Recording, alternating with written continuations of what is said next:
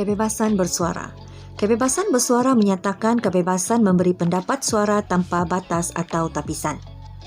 Medium percetakan, poster, siar raya dan seumpamanya turut menjadi medan untuk masyarakat meluahkan pendapat dan pandangan kepada umum.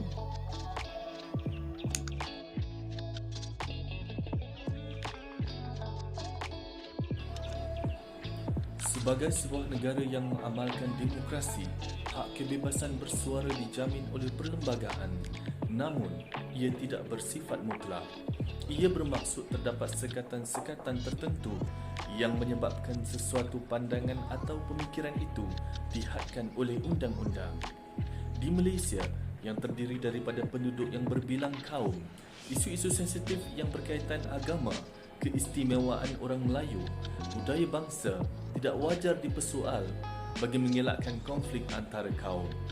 Dengan itu, beberapa akta yang berkaitan dengan hak kebebasan bersuara telah dikuatkuasakan di negara ini, seperti Akta Keselamatan Dalam Negeri 1948, Akta Hasutan 1948, Akta Mesin Cetak dan Penerbitan 1984, Akta Fitnah 1957 dan Akta Rahsia Rasmi 1972.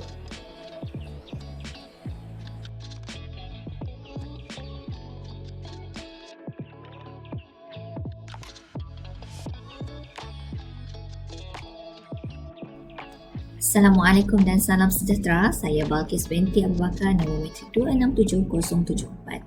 Saya akan membentangkan pandangan dan idea kerajaan berkaitan hak kebebasan bersuara. Kerajaan perlu berfikir cermat dan cepat dalam menangani isu serta memberi perhatian yang mendalam.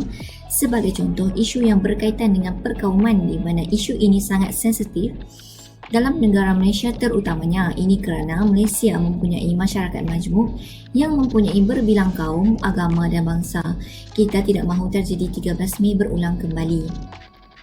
Mengkaji dan mengubah semula perlaksanaan, contohnya langkah penambahbaikan sistem perundangan dan kehakiman negara supaya bertambah baik dan berkesan dengan membentangkan usul-usul yang memohon kerajaan untuk mengkaji semula perlaksanaan demi menjaga kedaulatan dan perlembagaan. Beberapa akta dikaji dan digubal, iaitu akta di bawah konteks hak kebebasan bersuara agar kebebasan ini tidak sewenang-wenangnya digunakan tanpa ada sekatan.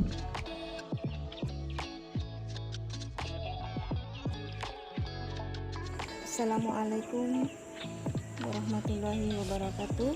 Saya Rosdiana binti Solong, nomor metrik 268209 dari kumpulan 2. Di sini saya akan memberikan beberapa cadangan dan tindakan kerajaan dalam menangani kebebasan bersuara di Malaysia.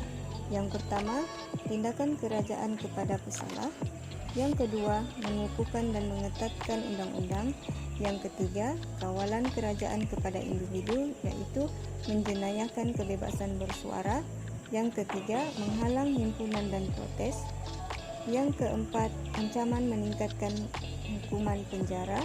Dan yang kelima, mewujudkan akta baru. Ini adalah cadangan dan tindakan kerajaan dalam menangani isu kebebasan bersuara di Malaysia. Sekian.